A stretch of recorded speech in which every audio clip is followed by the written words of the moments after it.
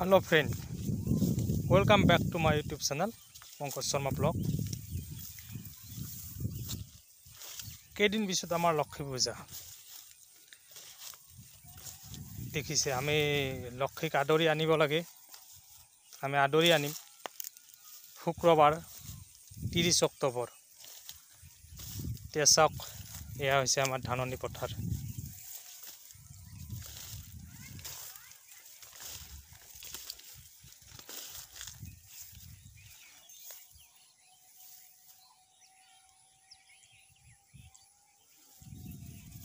আমাৰ ধাননি পথাৰ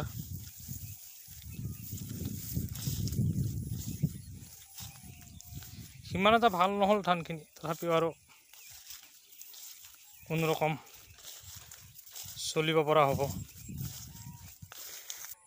আমাৰ লক্ষ্মী দেৱীৰ লগত এটা বস্তু থাকে হৈছে সেইটো হৈছে ধনকুবেৰ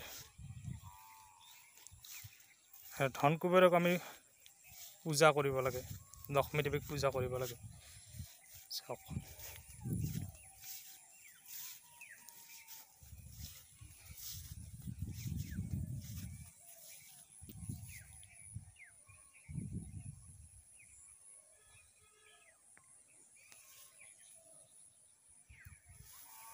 দেখিছে নহয়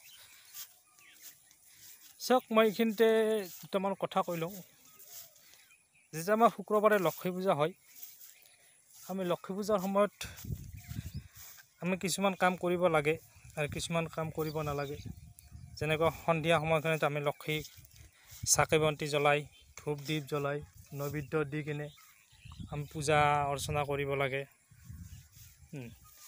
আৰু তাৰ লগত আমি সেইদিনাখন আমি কেইটামান বস্তু আমি এৰি চলিব লাগে আৰু সেই এৰি চলিব লগা বস্তুকেইটা হৈছে সন্ধিয়া সময়খিনিত যদি আমাক কোনোবাই কিবা বস্তু খুজিব আহে যেনেকুৱা চাউল টকা পইচা তাৰপিছত কাপোৰ সন্ধিয়া সময়খিনিত পাৰিলে সেইদিনাখন এই ৩-৪ বিধ বস্তু আমি দিব নালাগে কিয়কি সেই ৩-৪ বিধ বস্তু যদি আমি দি দিওঁ তেতিয়াহ'লে আমাক লক্ষ্মী দেৱীয়ে মানে ভাল নাপায় আমাৰ ওপৰত খং কৰে লগত ধনকুবেৰ আছে ধনকুবেৰেও খং কৰে গতিকে আমি সেই বস্তুকেইটাৰ পৰা আমি এৰি চলিব লাগে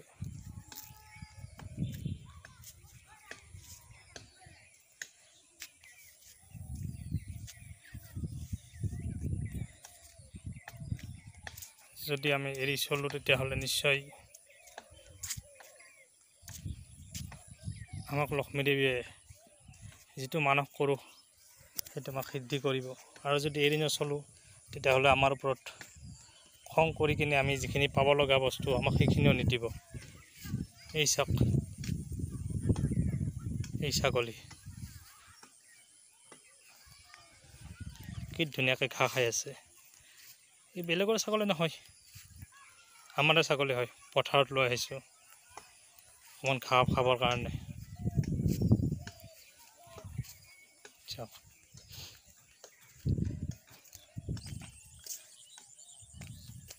আমি সন্ধিয়াখন কাকো আমি চাউল দিব নালাগে পাৰিলে সেই দিনটোত আমি কাকো চাউল দিব নালাগে টকা পইচা কাকো দিব নালাগে লগত কোনোবাই যদি কিবা কাপোৰো খুজিব আহে যে মই এখন কিবা বস্ত্ৰ লাগিছিলে যেনে গামোচা বা অন্যান্য ধৰণৰ কিবা বস্তু যদি খুজিব আহে সেইদিনাখন আমি দিব নালাগে লাগিলে তাৰে দুদিন পিছত দিয়ে লৈ যাওক বা এদিন আগতেই লৈ যাওক সেইটো কোনো ডাঙৰ কথা নহয় কিন্তু আমি সেই দিনটোত আমি দিব নালাগে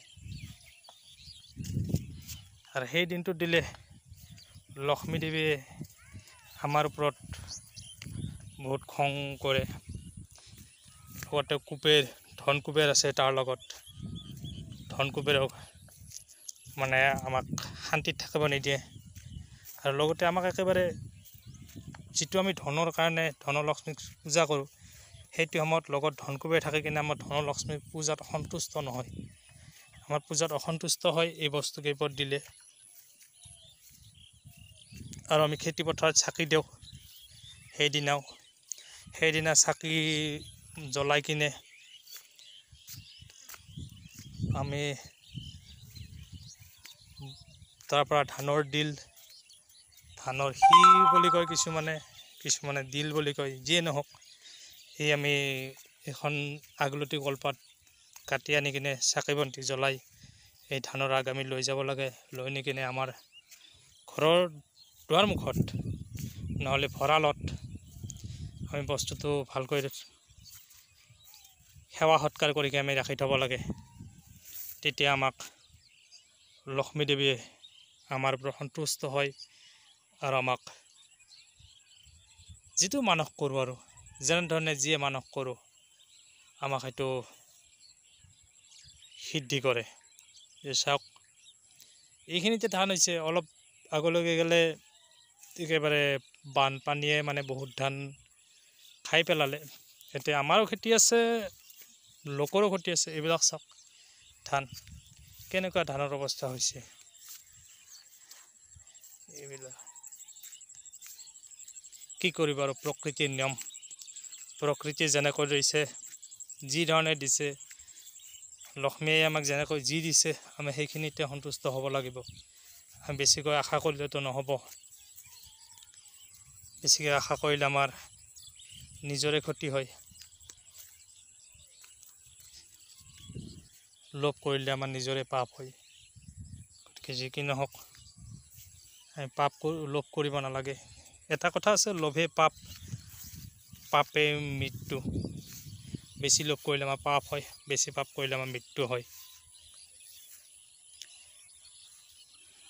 গতিকে মনত ৰাখিব বন্ধুসকল, ভিডিঅ'টো চাই কেনে পালে জনাব, লাইক কৰিব, কমেণ্ট কৰিব। যদি ভিডিঅ'টো চাই কিনে ভাল লাগে তেতিয়াহ'লে চেনেলটো ছাবস্ক্ৰাইব কৰি দিব।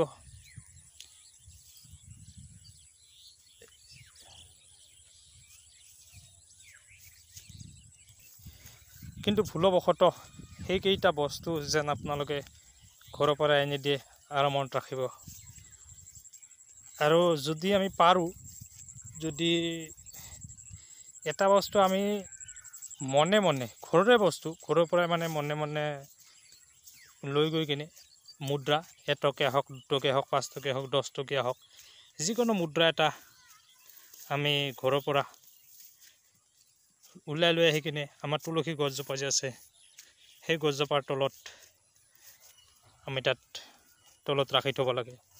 তেতিয়াহ'লে লক্ষ্মী দেৱীৰ লগতে ধন কুবেৰো আমাৰ পৰা সন্তুষ্ট হয় আৰু আমি যেনেধৰণে মানস কৰোঁ তেনেধৰণে আমাক ফল দি দিয়ে।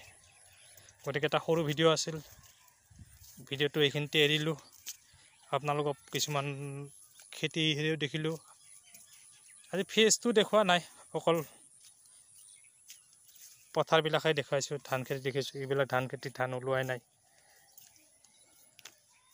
গতিকে যি কি নহওক, কিছুমান ঠাইত কিছুমান ওলাব ধৰিছে, কিছুমান ওলোৱাই নাই।